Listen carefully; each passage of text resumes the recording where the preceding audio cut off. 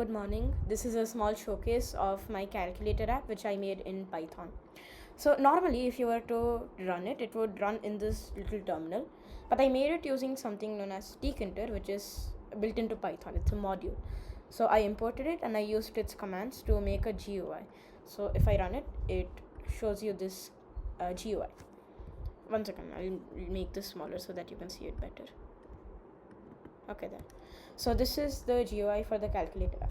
Now there's two ways you can use it. You can type the numbers into your keyboard, or you can manually put the buttons in.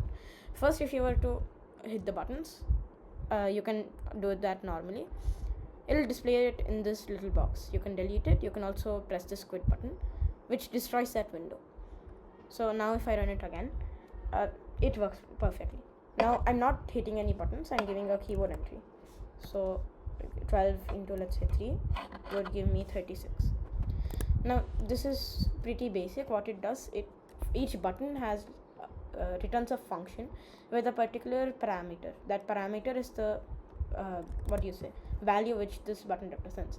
So if I were to hit 2, it would call this function with the parameter being 2. So that's how my function works. And then the most difficult part was handling the keyboard inputs, because not only can the user input numbers, but they can also input strings, they can input letters and special buttons, for example tab, command, and your program needs to identify those, which makes it really difficult.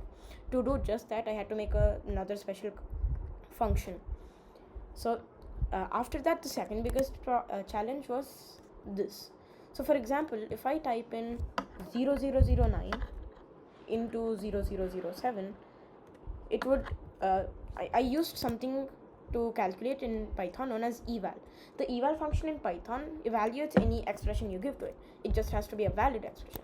So if you input that same thing in 0009 into 0007, it would actually give you an error because there are zeros in the beginning. You can't have that to use the eval function. So that was the biggest challenge, and how I solved it was I used regular expressions. This is a module which can detect patterns in certain texts. So this is the code which does that. What it does, it detects a pattern. What this code basically means, it's \b. \b basically sets a boundary, meaning that it has to start with a 0. 0 plus basically means it has to be 1 or more zeros. So it sets the word boundary over here before the 0, then it starts at the 0, then it moves on to the next digit and it's again a 0. So it keeps iterating through every character until it finds a normal number. That normal number is represented by \d, right? So 9 in this case would fill in that spot, and then it's in parentheses. What these basically do, they temporarily store that value. So once this is done, it moves over to here, which replaces that pattern with this. What it does, \1 calls this value which was stored in parentheses. So it detects all the zeros and it replaces them with the number which follows those zeros. So in this case, that would just be 9. And this cleaned equation just means which variable it has to operate on. So that's basically how it handles all of that, and when I press equal to, it gives me the correct answer. So that was a small showcase of my whole code, and there's a lot more stuff for error handling because, well, keyboard inputs, and that's too much to go into for one session, ma'am.